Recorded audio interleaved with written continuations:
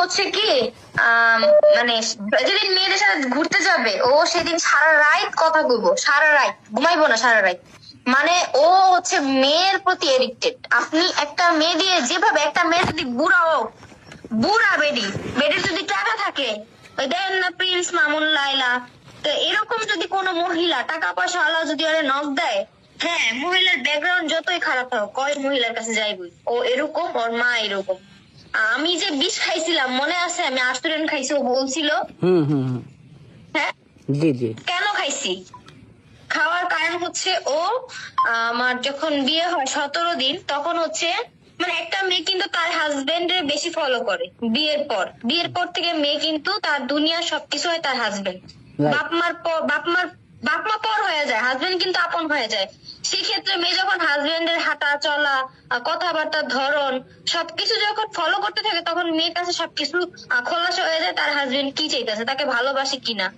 তো Right. সেই জায়গা থেকে হচ্ছে আমি তাকে পাইছি হচ্ছে সে সারা রাত কথা বলবে, ভোর সকাল হওয়ার সাথে সাথে না ওইটা গোসল করবে, গোসল করে সুন্দর করে সাজুগুজু করবে, আমি জানি ও যাইতেছে ঘুরতে, সকালবেলা উঠবে, ওইটাই চলে যাবে। সারা দিন কোনো ফোন নাই, একবারে রাত্রে আসবে, আইসা খাবে না, শুধু ওষুধটা খাইবো, ওষুধটা খাই শুয়ে পড়বো। একটা মানুষে যে তুই নারায়ণগঞ্জ শহরের থেকে আনলি, একটা মেয়ের আইন না তোর বাসায় যেমনি রাখছস, তাতে আমার কোনো অভিযোগ নাই ভাই। আমার ঘরে বাথরুম, আমার ঘরে গ্যাসের চুলা, আর ওর বাসায় ওই সিলিন্ডার আইনা দিছিল, এগুলো হচ্ছে শো অফ করার লেগা সিলিন্ডার। আমি কিন্তু মাটির চুলায় রান্না করছি, এগুলো হচ্ছে শো অফ, সিলিন্ডারটা হচ্ছে শো অফ।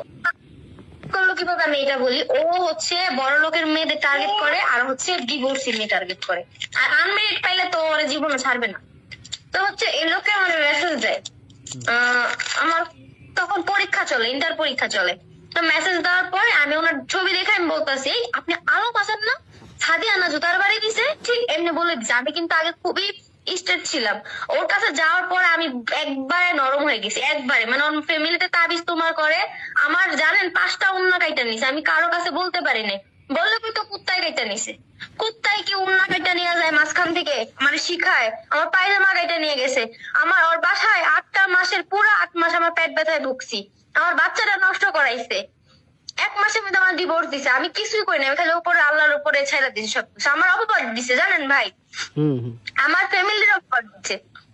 তো হচ্ছে ও কি করছে, আমার মেসেজ দিছে। তো আমি যখন তাদের সাদিয়ার কথা বলছি, তখন ও একটা গালি দেয়, অনেক খারাপ ভাষায় একটা গালি দেয়। গালিটা দেওয়ার পরে আমি বলছি, আপনার ভাষা এত খারাপ, আগে জানলে তো কখনোই আপনার মেসেজে রিপ্লাই দিতাম না। এই কথা বলার পরে বলতেছে, তুমি আমাকে যেমন ভাবছো আমি কিন্তু তেমন না।